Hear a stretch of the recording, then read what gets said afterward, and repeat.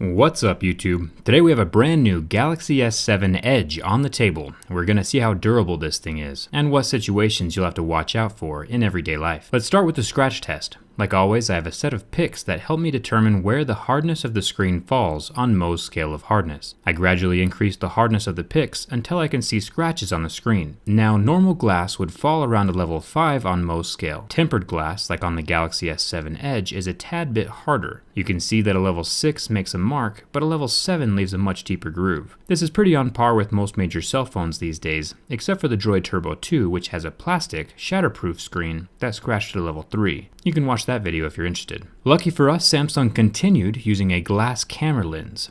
This means that the lens is much more scratch resistant, unlike the plastic lenses on the BlackBerry Priv and the Sony Z5 Premium. Give the Galaxy S7 Edge a thumbs up for the glass camera lens. Now the little heart rate sensor and flash gizmo to the side are protected with a plastic covering. Definitely not as important as the camera lens itself, but at least now you know. It was the same way with the Note 5. If these get scratched up, it's not a big deal. The side of the phone is solid aluminum, so it won't chip or discolor like the older Notes or the plastic Galaxy S5.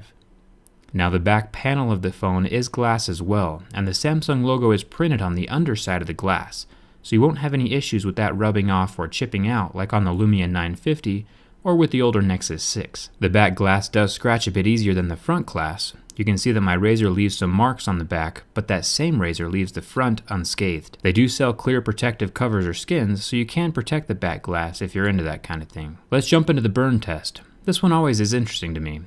When some phones are burned with a flame, the pixels turn black and shut off while the flame is in place. Other phones, like this Galaxy S7 Edge, will turn white and never quite recover. Look how reflective that screen is. It is definitely fingerprint central. Speaking of heat, it will be interesting to check out the internal liquid cooling inside this device during my teardown video. I'll slice open that heat tube to see the guts inside, so check out that video.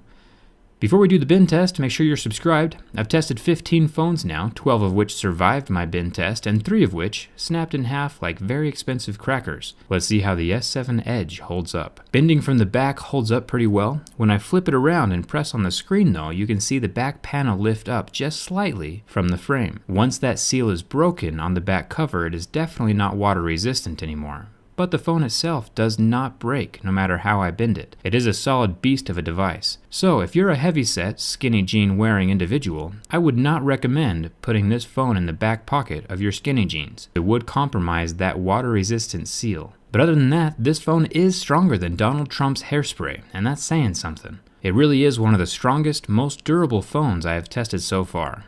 Zero complaints on my end. I post behind the scenes stuff on Instagram and Twitter, so follow me there for updates. Thank you so much for subscribing. You guys make tests like this possible, and I appreciate it a ton. Thanks for watching.